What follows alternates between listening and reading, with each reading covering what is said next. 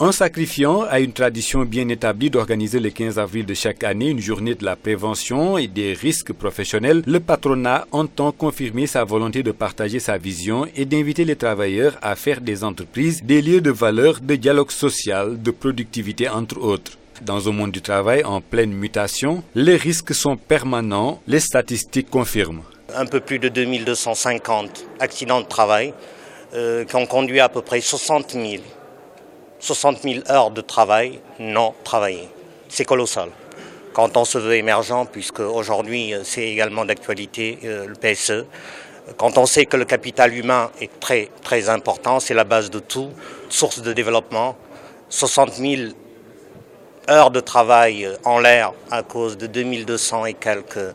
accidents de travail, ça reste important pour un pays qui voudrait se développer. Et donner les statistiques sur le côté des accidents et maladies professionnelles, c'est souvent resté dans tous les pays dans le monde, y compris le Sénégal. C'est pourquoi le BIT a beaucoup fait des efforts pour renforcer la capacité de la notification et de la déclaration des maladies professionnelles et les accidents dans le milieu du travail. Cette 5e activité du mois africain de la prévention, initiée par la Caisse de sécurité sociale, est axée cette année sur le rôle des organisations des employeurs dans la promotion de la culture de la prévention en sécurité et santé au travail. Un thème qui vient à son heure selon le secrétaire général du ministère du Travail. Il faut comprendre l'intérêt que le gouvernement du Sénégal, mais aussi les partenaires sociaux, notamment les employeurs et les travailleurs, à travers leurs cadres respectifs, tentent effectivement, dans les conditions de nos pays, qui sont des pays peut-être sous-développés, à faire avancer cette question et à lui accorder évidemment toute son importance. Ceci va, comme nous l'avons dit, dans la législation où le législateur fait de l'employeur le premier responsable de l'application des mesures en santé et sécurité dans l'entreprise, mais aussi donne aux travailleurs le droit d'appeler l'attention sur effectivement les conditions. Et enfin, donne à l'État, à travers l'administration du travail,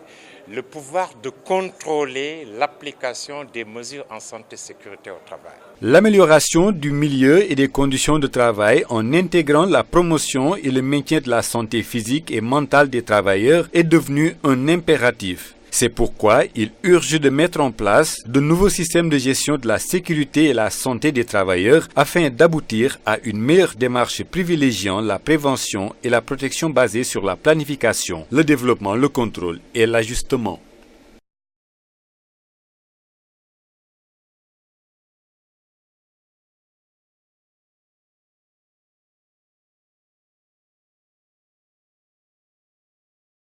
comme niñ koy amalee at mu ne fukki fan ak juróom ci weeru avril la patronat di amal bëccëg bi nga xam ne moom la jagleel bëccëg boo xam ne moom lay waajalee lépp loo xam ne mën naa bàyyeekoo ci wàllu gàllankoor wala gaañ ci wàllu liggéey. ñoom njiit yi nag daje ci bés bi ak liggéeykat yi ngir weccoo ak ñoom ci lépp loo xam ne soxal na seen liggéey ci wàllu kaaraange ak lépp loo xam ne dina soxali li nga xam ne moo di liggéey bi. gëstu bi ñu def nag ci ñi nga xam ne ñooy faral di am ay ngaañ ci wàllu liggéey nekk na nag lu jéggi dayoo. soo amee liggéeykat bu xarañ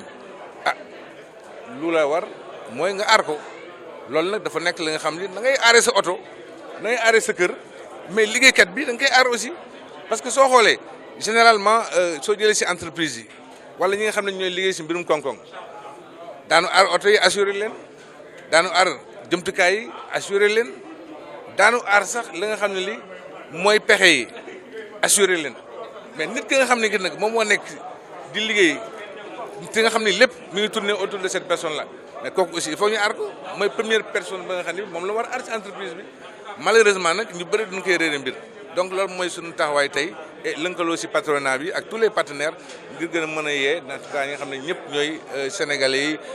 partenaires patronat travailleurs ngir mbirum prévention et santé et sécurité au travail. juróomeelu activité bi nag ñu koy amal ci weer wi ci jàppandalu caisse de sécurité sociale ren nag ñu tënk ko ci taxawaayu mbootaay yi nga xam ne ñoom ñoo dajale njiitu bérébu liggéeyukaay yi taxawaay bi nga xam ne war nañ ko am ci wàllu jàppale ñi nga xam ne ñoo di liggéeykat yi ci seen wàllu kaaraange ak seen wér mu nekk nag thème boo xam ne bi amal na solo lool ki fa toogaloon jëwriñ ji yore wàllu liggéey ci biir Sénégal. aar ci mbirub liggéey ndax boo xam ne nit ki bu nekkee si liggéey dafa am ay risques mën na ci am lu ñuy wax accident du travail accident ba ma ngay tàmbale buy xëy di liggéey ma ngay am aussi buy ci biir liggéey ba liggéeyukaay ba wala buy ñibbisi léegi nag boo xoolee ci départ bi dafay mel ni lu mel ni ay risques yooyu amul solo parce que li ñuy wax mooy entreprise nay produire mais bu ñu gëstoo ba ci biir di ñu gis ne accident fu ñu ko aaree ci biir entreprise day tax entreprise bi gën a mën a am compétition ndax accident bu amee liggéeykat boobu dana toog foog nga wut ku koy remplacer danañ ko faj bon dina toog donc brièvement dafa am daal lu ñuy wax benn coût social donc loolu moo tax aussi ci biir weer bi travailleurs yi employeurs yi ak état bi yëpp ñu boole seen doole pour fexe ba li ñuy wax prévention maanaam ñuy aar culture de la prévention. fexe ba saytuwaat li nga xam ne moo di nekkinu liggéeykat yi ak li nga xam te ne lii ak gën koo jaarale yoon loolu nag lu leen amal solo lool la moo tax ñu war cee xar seen tànku tubéy ngir gën di waxtaan saay su ne ci seen biir ba lépp loo xam ne lii ay gàllankoor la ci wàllu liggéey bi wala sax loo xam ne da koy delloo ginnaaw ba sax li nga xam ne mën naa gaañ liggéeykat yi ñu fexe ba indi ci ay saafara bu ko defee kaaraange liggéeykat yi mën a yemb waaye ñi nga xam ne ñoom la ñuy liggéeyal ñoom itam ñu am ndam ci li nga xam ne moo di liggéey bi pour loolu am nag il faut ñu indi doxalin yu bees ci wàllu prévention ak lépp loo xam ne dina aar liggéeykat yi